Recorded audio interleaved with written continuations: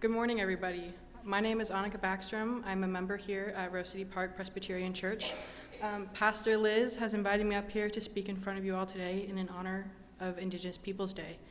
I am a descendant of the Citizen Potawatomi Nation, a tribe native to the Great Lakes region of the United States. I want to say thank you to Pastor Liz and everybody else at this church who is working so hard to make this a comfortable and welcoming place for Native Americans.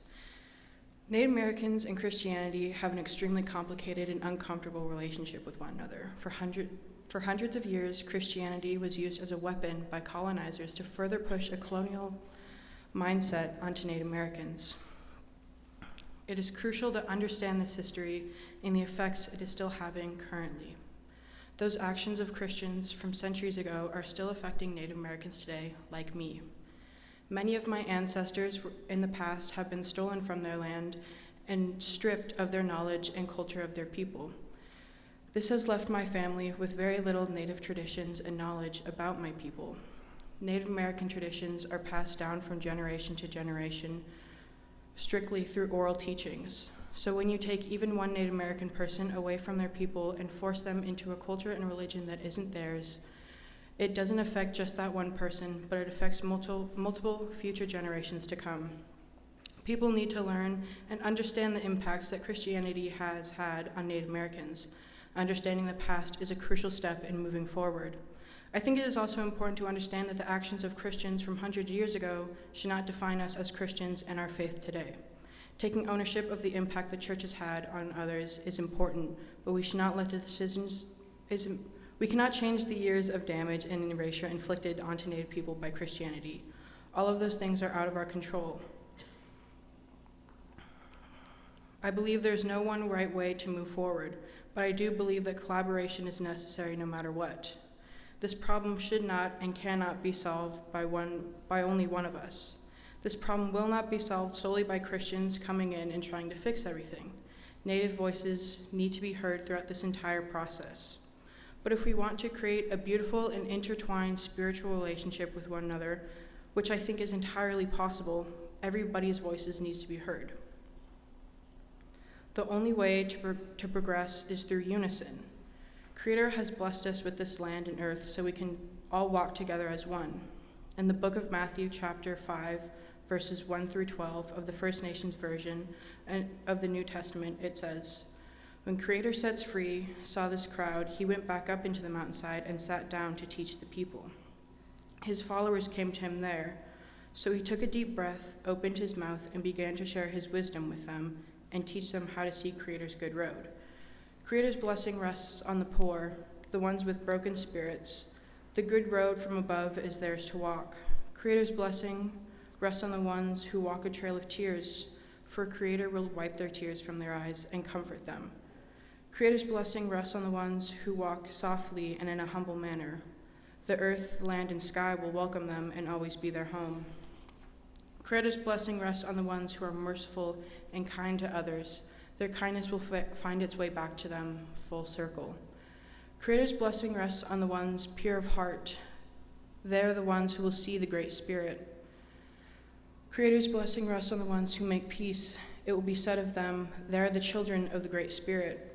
Creator's blessing rests on the ones who are hunted down and mistreated for doing what is right, for they are walking the good road from above. Others will lie about you, speak against you, and look down on you with scorn and contempt, all because you walk the road with me. This is a sign that Creator's blessing is resting on you. So let your hearts be glad and jump for joy, for you will be honored in the spirit world above. You are like the prophets of old who were treated in the same way by your ancestors." Building this new community between Christianity and Native Americans is not going to be quick nor easy. There is blood and pain in our history that will never be forgotten. The wounds can heal, but they will leave scars. But there is a beauty in us coming together and being an ally to one another. I think a big question today is how to be a good ally.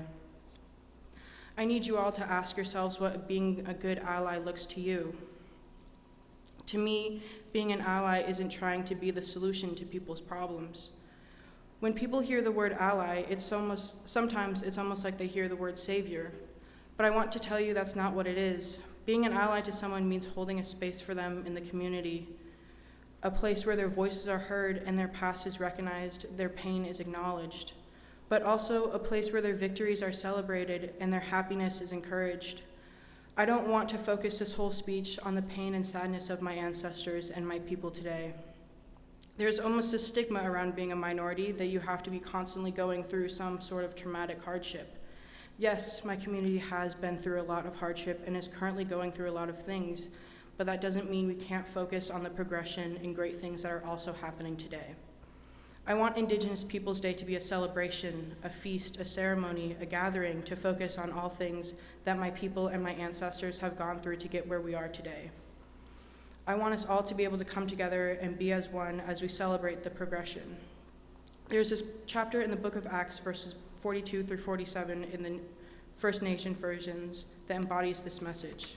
It says, "This newly formed family continued daily to learn from the 12 message bearers.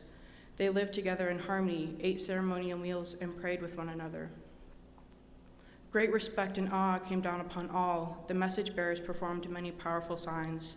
As these new followers lived together in peace, their harmony grew. As they shared all things, many of them had a giveaway to provide for all who were in need. Each day they gathered at the sacred lodge with good and pure hearts. They feasted together in their homes and shared the ceremonial meal of fry bread and wine given to them by Creator Sets Free. They gave honor and thanks to the Great Spirit and were respected by the people. Each day, Creator sent more people who were being set free to join them."